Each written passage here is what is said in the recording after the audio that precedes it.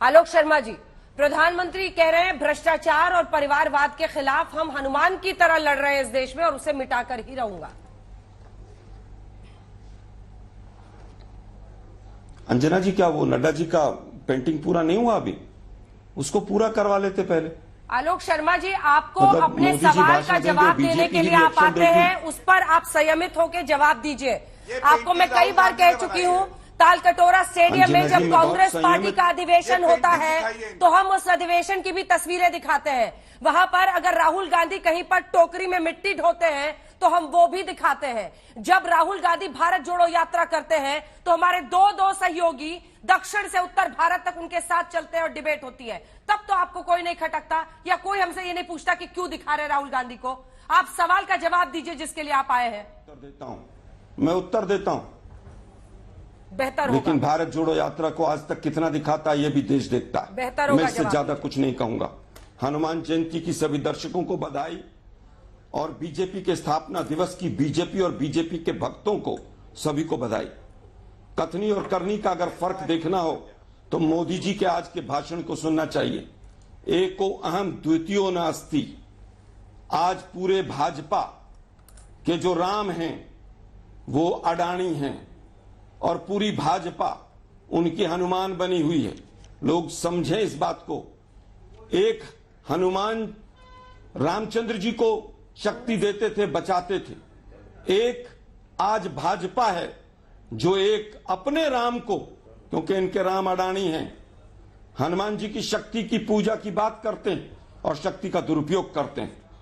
भ्रष्टाचार प्रथम है इनके लिए, अडानी सर्वप्रथम है और राष्ट्र की बात इनसे कभी मत कीजिएगा। अडानी प्रथम, भ्रष्टाचार सर्वप्रथम है इनके लिए। एंटायर झूठ और एंटायर लूट का भाषण था आज ये। आज हनुमान जी होते और कहते कि रामनवमी के दिन पिछले कई सालों से दंगे हो रहे हैं, तो सोचिए हनुमान जी क्या सोचते। लेकिन अच्छी बात है कि आज वो देख तो रहे होंगे लेकिन बीजेपी को बता नहीं पा रहे होंगे शायद। संसद में माइक बंद कर दीजिए, लोकतंत्र की बात कीजिए। युवा, मजदूर, किसान, दलित, माइनॉरिटी सबको परेशान कर दीजिए और सामाजिक न्याय पर भाषण दीजिए। चाइना को क्लीन चिट दीजिए, चाइना से एक्सपोर्ट बढ़ा लीजिए और फिर स्वदेशी और राष्ट्रवाद की बात कीजिए। नोटबंदी से डाका डालिए और जनधन खातों की बात कीजिए। 6.5 करोड़ लोगों को गरीबी रेखा से नीचे ले जाइए। बेरोजगारी में हाईएस्ट पहुंचा दीजिए।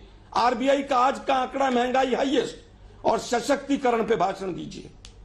नफरत के गर्त में पूरे देश को धकेल दीजिए और सबका साथ और सबके विकास पर भाषण दीजिए। एमएलए खरीद कर सरकारें गिराइए और लोकतंत्र की बात कीजिए। पेगासस लगाकर तमाम जजों को और सीबीआई के डायरेक्टर्स को परेशान कीजिए और काबू कीजिए और संवैधानिक संस्थाओं की बात कीजिए। जीएसटी, आधार सबका विरोध कीजिए और डिजिटल इंडिया की बात कीजिए। 20 लाख पासपोर्ट जिस देश में सरेंडर हो जाएं, तमाम इंडेक्स में हम नीचे चले जाएं और फिर लंबे लंबे भाषण दीजिए। मुझे लगता है कि आज का जो भाषण है उसमें पूरी तरह से आज भाजपा के राम अडानी हैं और पूरी भाजपा उनकी हनुमान है।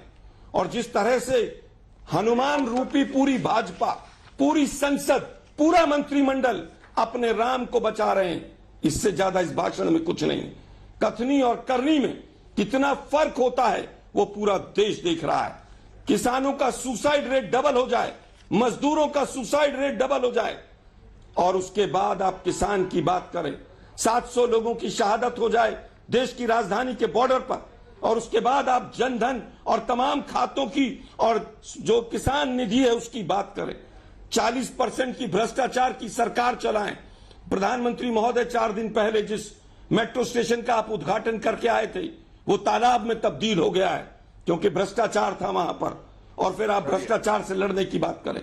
बंगारू लक्ष्मण की पार्टी जब भ्रष्टाचार पर लड़ती है तो ऐसा लगता है कि जैसे एक कहावत है ना कि छाछ तो बोले ही बोले, छलनी भी बोले, जिसमें 72 छेद।